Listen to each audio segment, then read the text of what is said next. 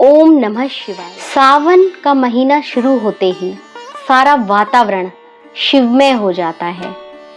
बहुत से लोग शिव जी का व्रत रखते हैं, पूजा अर्चना करते हैं। इसमें सावन के सोमवार का विशेष महत्व है।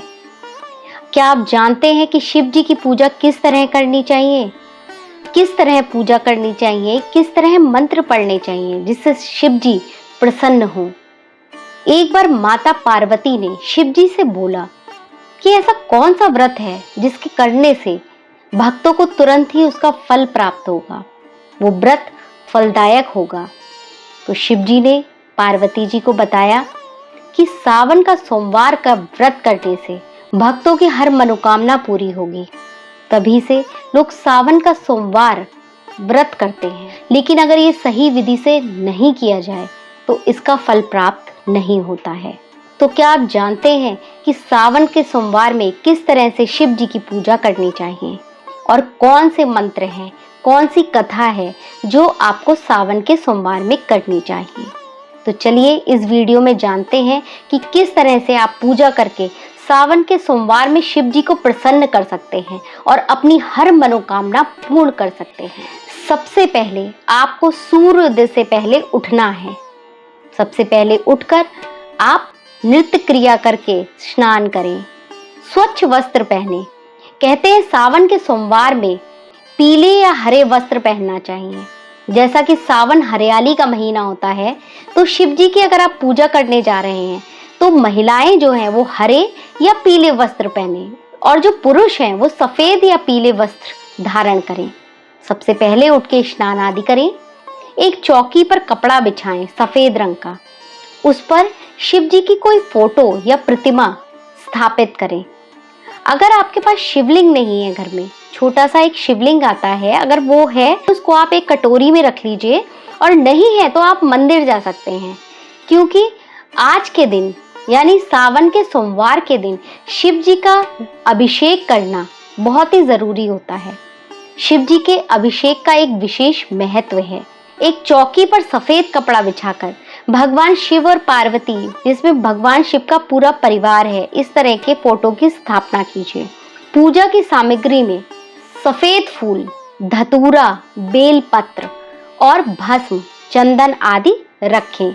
और शिव जी के लिए प्रसाद, जो भी आप प्रसाद चढ़ाना चाहें। अभिषेक के लिए आप पंचामृत रखें, दूध, दही, शहद, चंदन, गंगा जल आदि।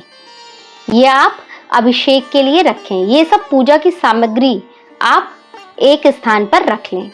उसके बाद आप शिव जी का अभिषेक करें, पहले दूध, दही, घी और शहद से।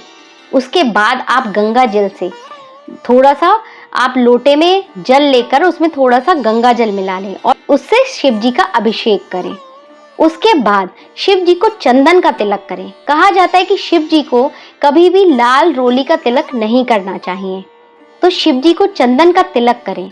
उन्हें बेलपत्र और धतूरा बहुत पसंद है, इसलिए कहा जाता है कि शिव जी के अभिषेक करने के बाद चंदन लगाकर उन्हें बेलपत्र और धतूरा अर्पण करें। लेकिन ध्यान रखें, बेलपत्र टूटे फूटे या कटे फटे नहीं होने चाहिए।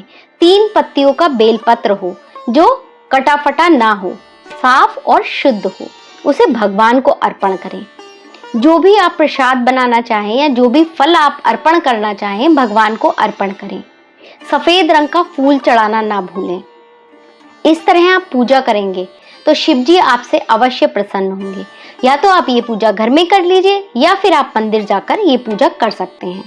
उसके बाद आपको शिव चालीसा का पाठ करना चाहिए और कथा सुननी चाहिए। कहते हैं सावन के सोमवार का जब व्रत करते हैं तो कथा का विशेष महत्व है। तो सावन के सोमवार में शिव जी की कथा अवश्य सुननी चाहिए। अगर आप कहेंगे तो मैं शिव की कथा भी अवश्य अपने चैनल पर लाऊंगी। तो शिव जी की कथा सुनिए। उसके बाद, कथा सुनने के बाद आप शिव जी की आरती कीजिए, जैसे जय शिव ओमकारा। और जब आप शिव जी का अभिषेक करें तब आप मंत्र पढ़ें, कर्पूर गौरम करुणावतारम संसार सारम भुजगेंद्रहारम। ये मंत्र पढ़ के आप शिव जी का अभिषेक करें। अब बात करते हैं व्रत की। अगर आप सावन के सोमवार का व्रत रख रहे हैं तो आप फलाहार रहें। कहते हैं सावन के सोमवार में सेंधा नमक का उपयोग नहीं करना चाहिए। आपको अनाज खा सकते हैं, लेकिन आप मीठे से व्रत रखिए। आप सेंधा नमक का प्रयोग ना करें सावन के सोमवार में।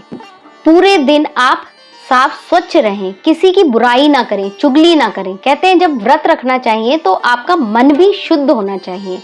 ऐसा नहीं है कि आपने व्रत रख लिया और आप किसी की बुराई कर रहे हैं या नृत्य क्रिया के सारे काम कर रहे हैं, सो रहे हैं। आप शिव जी का नाम लेके और किसी की बुराई ना करें, मन में लालच ना रखें। इस तरह से श्रद्धा से अगर आप व्रत करेंगे तो आप देखिएगा आपको सावन के सोमवार का विशेष फल मिलेगा। कहते हैं सावन का सोमवार जो है वो शिव भक्तों के लिए बहुत ही महत्वपूर्ण होता है।